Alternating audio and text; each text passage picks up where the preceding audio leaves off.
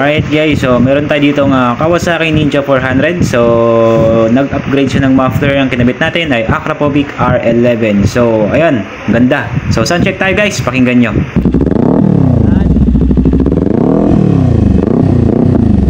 Suwabing tunog guys. So ito pala yung owner ng Kawasaki Ninja 400 na to guys. So ang ganda, ang ganda. So thumbs up tayo dito guys. Alright.